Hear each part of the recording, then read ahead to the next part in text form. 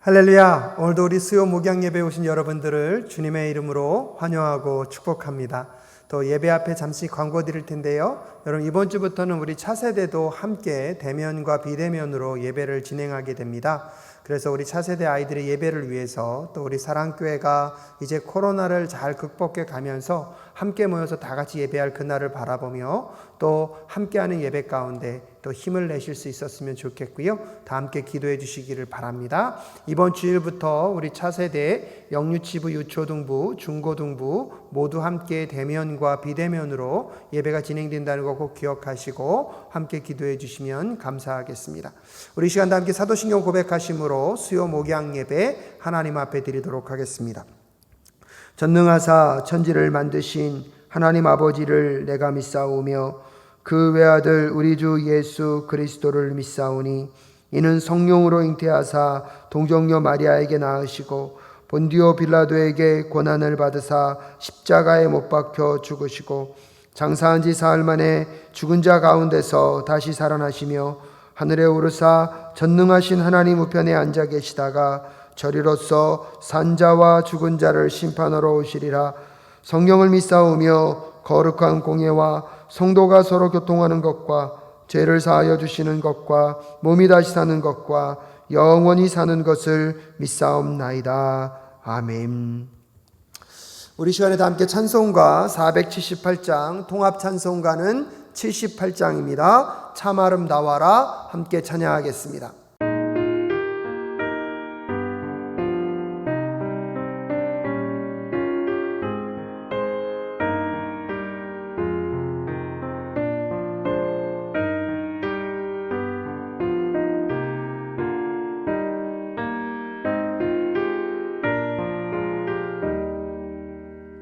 참 아름다워라 주님의 세계는 저 솔로몬의 옷보다 더 고운 백합화 주 찬송하는 듯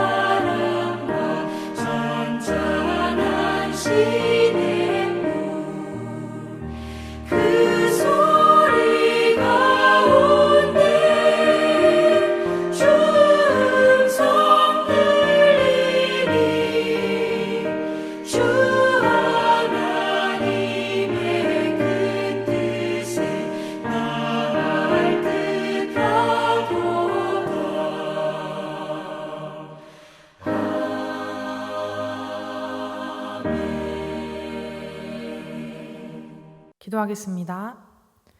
만물의 주인 되시는 하나님, 오늘 이 밤 우리를 말씀의 자리로 하나님을 높이는 예배의 자리로 초청해 주시니 감사드립니다. 혼란의 시대에 우리를 버려두지 않으시고 말씀으로 먹이시고 새롭게 하시고 다시 살게 하시는 하나님의 은혜를 찬양합니다. 그 변함없으신 주의 은혜와 신실하심에 감사드립니다. 주일에 들은 말씀 가지고 담대하게 세상으로 나아갔지만 우리의 욕심과 의가 앞섰던 순간, 혈기와 정욕이 드러났던 순간이 있다면 용서하여 주시고 우리를 깨끗해 하사 다시 한번 주의 은혜로 붙들어 주옵소서. 하나님을 사랑하여 한 절이라도 더 듣고자 마음을 드리고자 나아온 주의 자녀들을 기억하여 주시고 여러 환경과 상황 속에 말씀에 집중할 수 있는 마음과 여건을 허락하시고 믿음으로 말씀을 듣는 좋은 마음밭을 허락하여 주시옵소서. 세상을 이길 담대한 믿음을 허락하여 주시옵소서. 이 시간 주의 종의 입술을 주관하여 주시고 이 시간 존귀하신 하나님께서 흩어져 있는 주의 백성들의 마음에 함께하여 주사 성령 하나님께서 각자의 마음을 주장하는 시간이 되게 하여 주시옵소서. 그래서 말씀을 깨닫고 인도하심을 경험하며 결단하는 시간이 되게 하여 주시옵소서. 살아계신 예수 그리스도의 이름으로 기도합니다. 아멘. 오늘 우리에게 주신 말씀은 마가복음 4장 1절에서 20절 말씀입니다. 먼저 1절에서 13절까지 읽겠습니다. 마가복음 4장 1절에서 13절까지 먼저 읽도록 하겠습니다.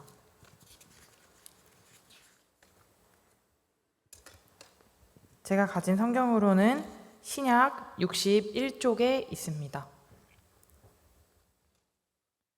다 찾으신 줄 알고 한 절씩 교독하도록 하겠습니다. 예수께서 다시 바닷가에서 가르치기 시작하셨다. 매우 큰 무리가 모여드니 예수께서는 배에 오르셔서 바다 쪽에 앉으셨다. 무리는 모두 바닷가 밑에 있었다. 예수께서 비유로 여러 가지를 가르치셨는데 가르치시면서 그들에게 이렇게 말씀하셨다. 잘 들어라. 씨를 뿌리는 사람이 씨를 뿌리러 나갔다. 그가 씨를 뿌리는데 더러는 길가에 떨어지니 새들이 와서 그것을 쪼아 먹었다. 또 더러는 흙이 많지 않은 돌짝밭에 떨어지니 흙이 깊지 않으므로 싹은 곧 나왔지만 해가 뜨자 타버리고 뿌리가 없어서 말라버렸다. 또 더러는 가시덤불 속에 떨어지니 가시덤불이 자라 그 기운을 막아버려서 열매를 맺지 못하였다. 그런데 더러는 좋은 땅에 떨어져서 싹이 나고 자라서 열매를 맺었다. 그리하여 30배, 60배, 100배가 되었다. 예수께서 덧붙여서 말씀하셨다. 들을 귀가 있는 사람은 들어라. 예수께서 혼자 계실 때에 예수의 주위에 둘러있는 사람들이 12 제자와 함께 그 비유들이 무슨 뜻인지를 예수께 물었다. 예수께서 그들에게 말씀하셨다. 너희에게는 하나님 나라의 비밀을 맡겨주셨다. 그러나 저 바깥 사람들에게는 모든 것이 수수께끼로 들린다. 그것은 그들이 보기는 보아도 알지 못하고 듣기는 들어도 깨닫지 못하게 하셔서 그들이 돌아와서 용서를 받지 못하게 하시려는 것이다. 함께 읽겠습니다. 그리고 예수께서 그들에게 말씀하셨다. 너희가 이 비유를 알아듣지 못하면서 어떻게 모든 비유를 이해하겠느냐. 아멘. 오늘은 가스펠 프로젝트 신약 2 첫 번째 이야기 씨 뿌리는 자 비유에 대해 말씀을 듣겠습니다.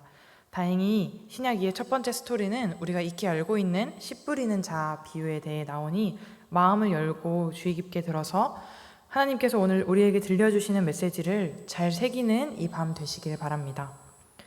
오늘 본문에서 예수님께서는 제자들에게 하나님 나라가 실제로 어떻게 임하는지를 가르쳐주고 계십니다. 예수님의 말씀은 농부가 뿌리는 씨처럼 누구에게나 뿌려집니다. 그러나 그 반응은 사람들의 마음 상태에 따라 다르게 나타나게 되죠. 뿌리는 자와 여러 토양에 관한 예수님의 비유는 우리가 복음을 전할 때 어떤 이는 받아들이고 어떤 이는 받아들이지 않는 이유가 무엇인지를 알려줍니다. 네 가지 마음밭이 어떤 마음밭인지 함께 살펴보도록 하겠습니다. 먼저 1, 2절을 보면 예수님께서는 바닷가에 모여든 큰 무리에게 가르치고 계십니다.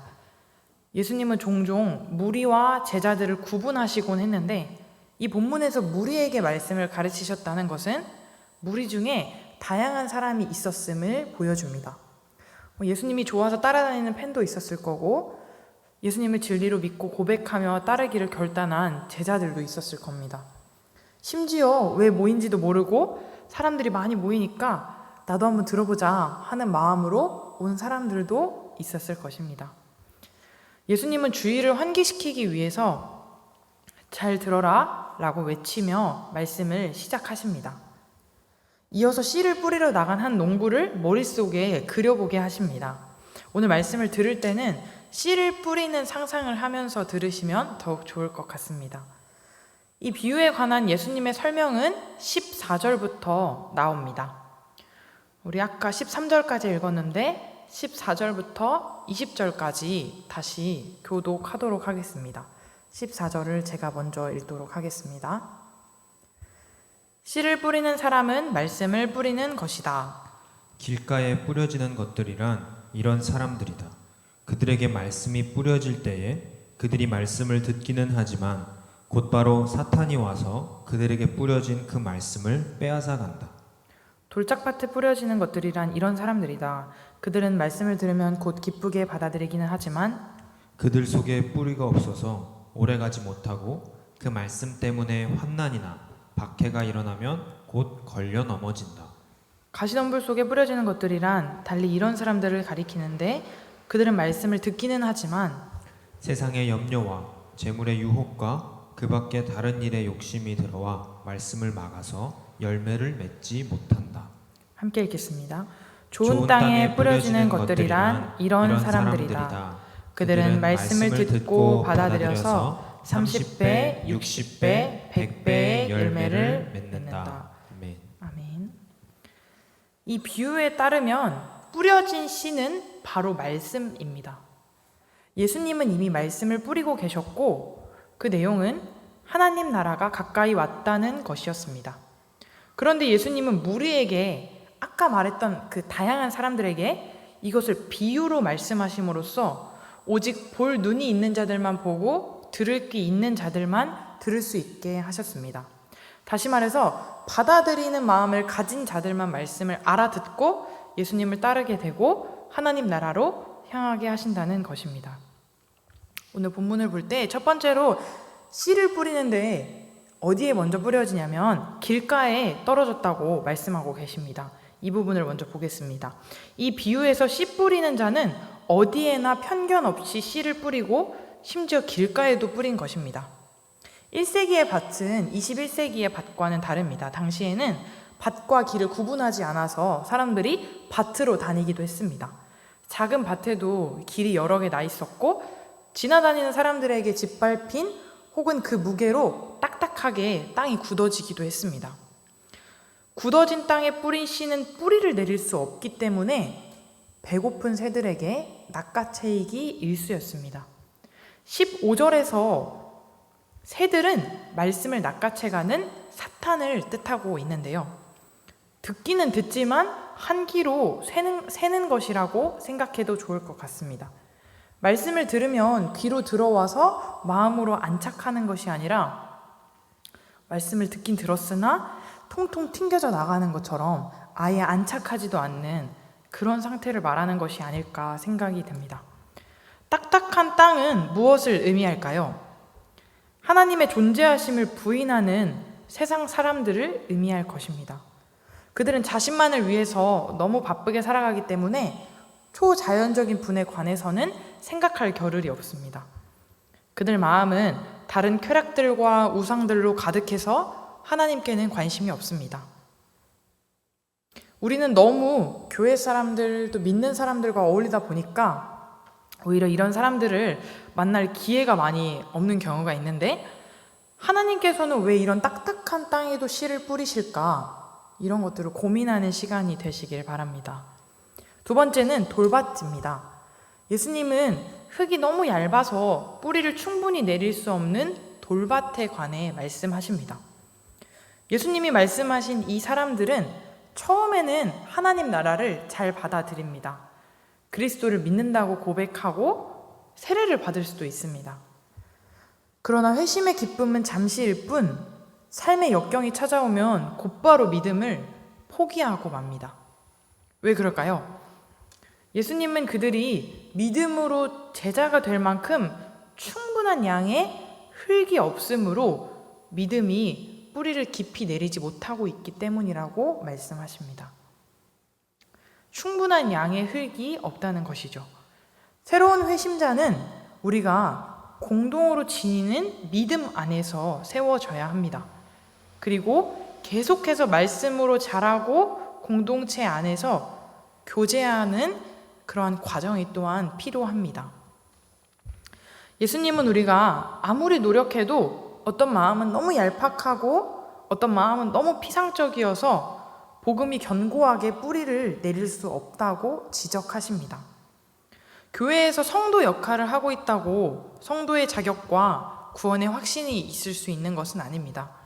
우리는 어떠한 모양이나 삶의 양태, 그러니까 말씀을 듣고 적용하는 그런 적용들, 삶의 모양들을 바꾸는 것보다는 우리 마음의 본질적인 믿음과 하나님을 향한 신뢰를 점검하고 기경하는 것이 필요합니다. 그러한 모양이나 삶의 양태는 후에 알아서 따라오기 마련입니다. 세 번째는 가시밭입니다.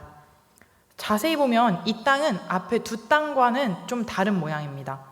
길가의 딱딱한 땅과 돌밭에는 씨가 뿌리를 아예 내릴 수 없었으나 가시가 많은 땅에는 성장에 필요한 흙이 충분히 있습니다.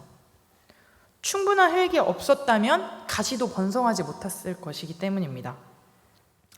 토양 자체는 작물을 생산할 능력을 가지고 있으나 가시떨기가 씨의 성장을 막아서 질식시켜 버립니다.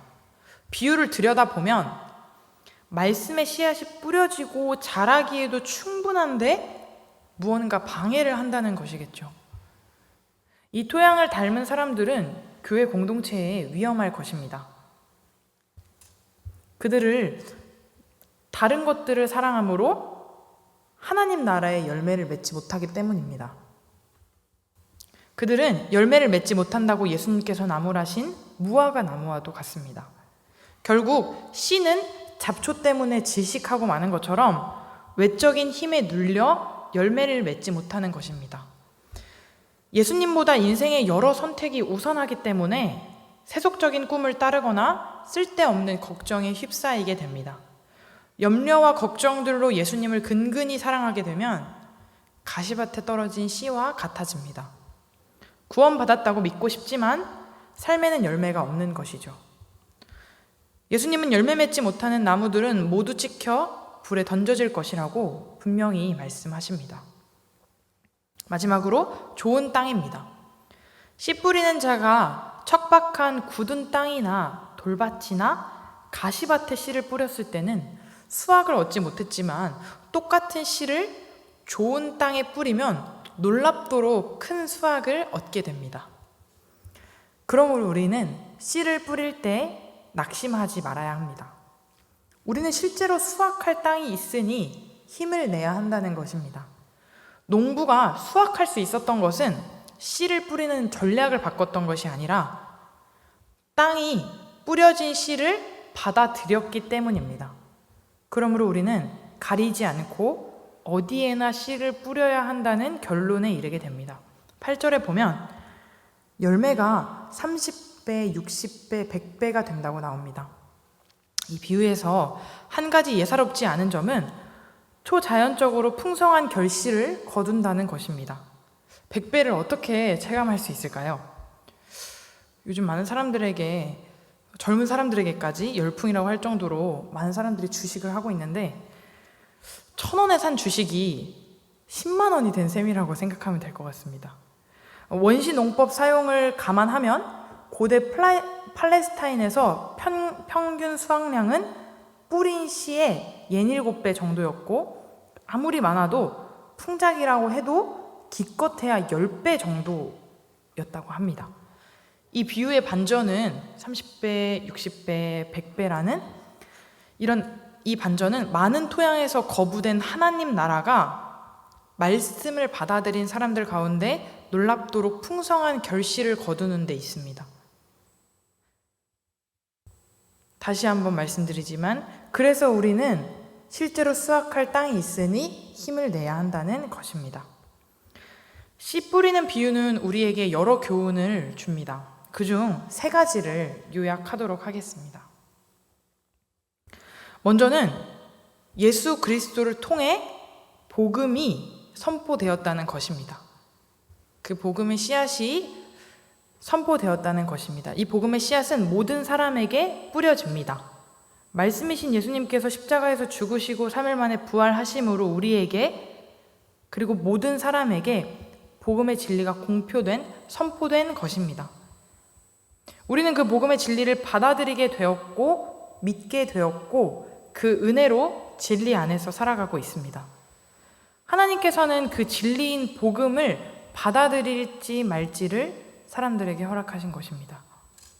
2번째 교훈이 바로 그것인데, 2번째 교훈은 하나님 나라에 관해서 그렇기 때문에 사람들은 다양하게 반응할 수 있다는 것입니다.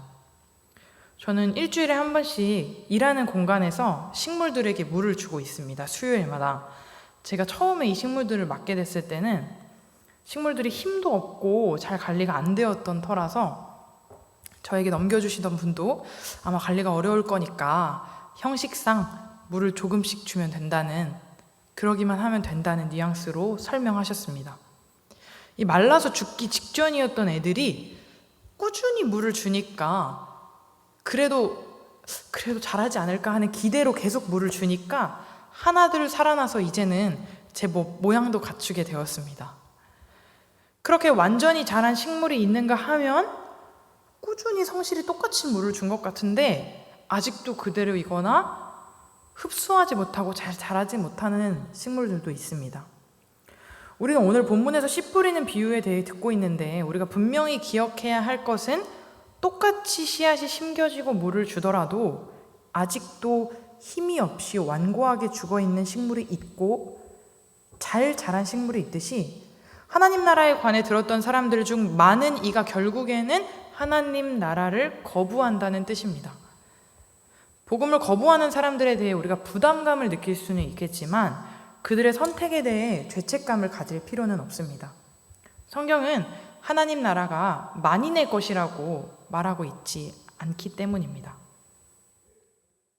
우리가 해야 할 일이 있다면 3번째 가르침인데, 그럼에도 우리는 모든 땅에 복음의 씨앗을 뿌려야 합니다. 제가 꾸준히 기대하면서 물을 주었던 것처럼 우리는 많은 사람들에게 꾸준히 복음을 전하고 자라도록 기도하고 돌보는 일을 하면 된다는 것입니다. 우리가 할 일은 딱 거기까지인 것 같습니다. 이 본문은 좋은 밭이 되기 위해 노력하라는 가르침이 아닙니다. 물론 우리 마음밭을 좋은 마음밭으로 계속 기경하고 경작하고 갈아엎고 돌도 캐내고 가시도 없애는 이러한 작업이 우리에게 필요합니다. 그러나 우리는 하나님께서 우리 마음밭을 말씀이 들리는, 말씀이 심기는 좋은 밭으로 주셨음을 믿습니다. 저는 그러한 좋은 마음밭을 가지고 수요일 밤에 이 말씀의 자리로 나와오셨다고 믿습니다.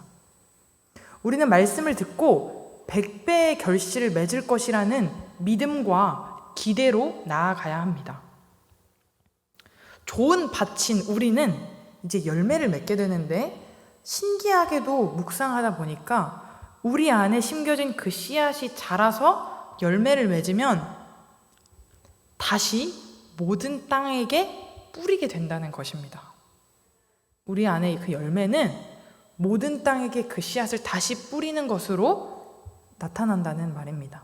쉽게 말해서 말씀이 들리는 우리는 결국 모든 땅에게 가리지 않고 모든 사람들에게 복음을 전하는 열매를 맺게 된다는 말입니다. 우리에게 말씀이 심겨졌다면 이 씨앗을, 이 복음을 다시 전할 수밖에 없게 된다는 것입니다. 아까 말했던 그 식물들 중에 한 식물은 이번 주에 보니까 꽃을 피우려는지 더 자랐더라고요. 살짝 이렇게 모양이 나왔는데 제가 한 10개월 정도 꾸준히 물을 주었거든요. 처음에는 정말 누가 봐도 마르고 힘없이 죽기 직전이었는데 그렇게 자라나는 것을 보니까 참 신기했습니다. 왜냐하면 맨 처음에 그 지금 꽃을 피려는 그 식물은 심지어 엉켜 있고 죽은 거나 다름이 없는 식물이었어요.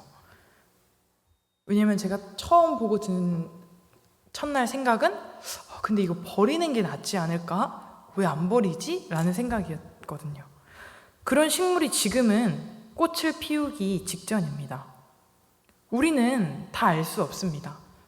저도 죽을 수밖에 없었던 죽었던 죄인이지만 하나님께서 살리시고 새롭게 하신 것처럼 우리는 하나님의 뜻을 다 알 수 없습니다. 우리는 그저 복음을 듣고 감사하고 그 은혜에 감사하여서 전할 수밖에 없는 삶, 그러한 삶을 사는 것이 다입니다. 사랑하는 사랑교회 여러분, 말씀을 충분히 흡수하시기 바랍니다.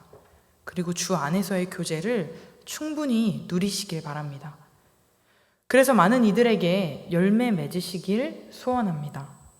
자라게 하시는 이는 하나님이시니 만왕의 왕이신 하나님께서 우리를 빚어가고 계시다는 확신을 가지시고 계속 말씀 안에 거하고 주 안에서 교제하십시오.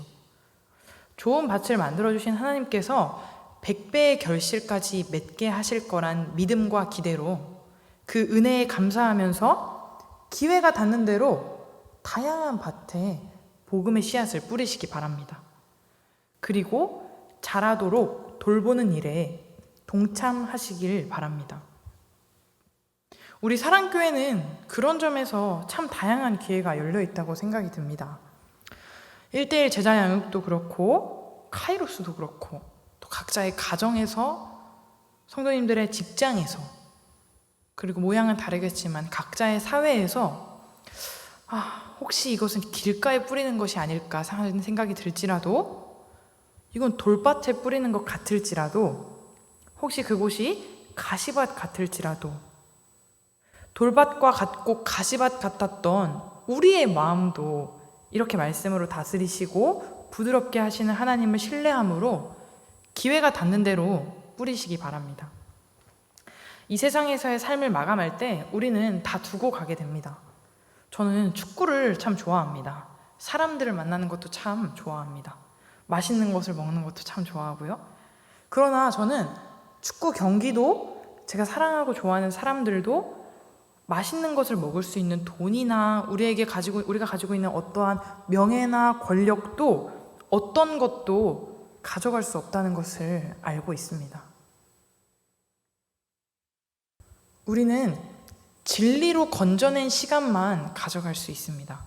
하나님께서 하나님 나라를 위해 수고하고 애쓰는 지금도 수고하시고 아무도 보지 않는 것 같은 그 공간에서 지금도 말씀을 뿌리는 그 수고의 시간을 하나님께서 기억하시기 때문입니다. 어차피 가져가지 못할 거라면 가져가지 못할 것들에서 우리의 마음의 중심을 좀 떼고 진리로 건지는 시간에 집중하시길 바랍니다. 기회라고 생각이 들면 과감하게 복음의 씨앗을 뿌리는 저와 여러분이 되길 소망합니다. 우리의 중심과 초점이 진리를 전하고 진리로 건질 수 있는 시간에 집중되길 원합니다. 혹시 그곳이 길가나 돌밭이나 가시밭 같을지라도 우리가 그 진리를 전하고 선포하고 그 복음을 나누는 데에 가장 큰 기쁨을 누리며 우리의 집중과 마음과 에너지를 쏟기를 원합니다. 그리하여서 하나님께서 기뻐하시고 결국에 우리를 만나셨을 때 낙심하지 않고 끝까지 수고하였다 칭찬받는 저와 여러분이 되기를 소망합니다. 기도하겠습니다. 성실하신 아버지 하나님, 우리에게 하나님의 말씀을 허락하여 주시고 다시 한번 주의 말씀으로 불러주시니 참 감사드립니다. 각자의 마음 가운데 허락하신 그 말씀을 다시 한번 기억하며 살게 하시고 하나님 부르신 곳에서 그곳이 가정일지라도 그곳이 직장이나 사회일지라도 또 우리 교회의 많은 모양으로 나타날지라도 하나님 우리가 언제나 어디서나 누구에게 전하든지 낙심하지 않고 이 진리를 건지는 시간, 복음을 전하는 시간에 집중하고 마음을 쏟게 하여 주시옵소서.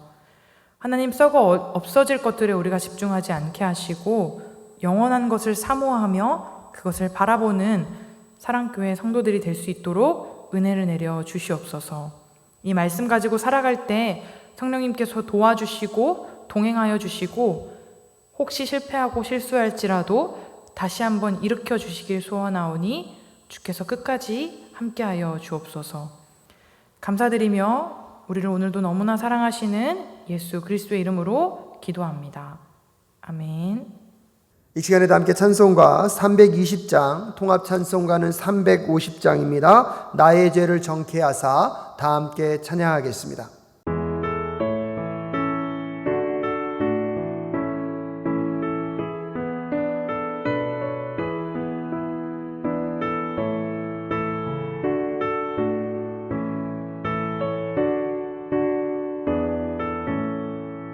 나의 죄를 정케 하사 주의 일꾼 삼으신 구세주의 넓은 사랑 항상 찬송합니다. 나를 일꾼 삼으신 주 크신 능력 주시고 언제든지 주 뜻대로 사용하여 주소서. 내게 부어 주시려고 은혜에 예비하신 주 주의 은혜 채워주사 능력 있게 하소서. 나를 일꾼 삼으신 주 크신 능력 주시고 언제든지 주 뜻대로 사용하여 주소서.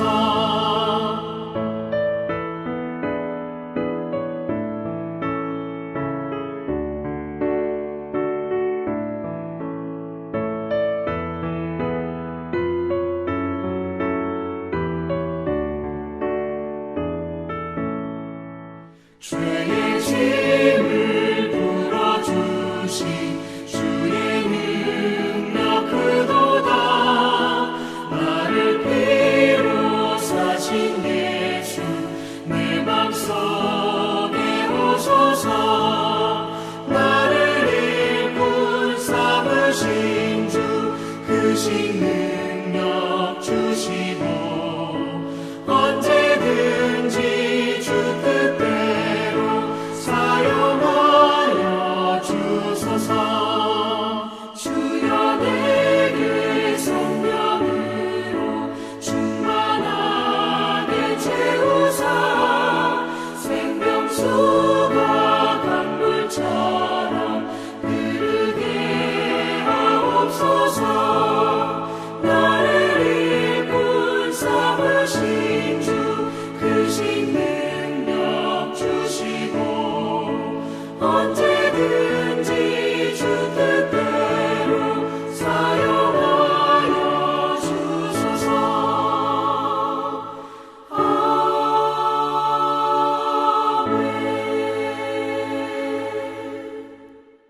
기도하겠습니다.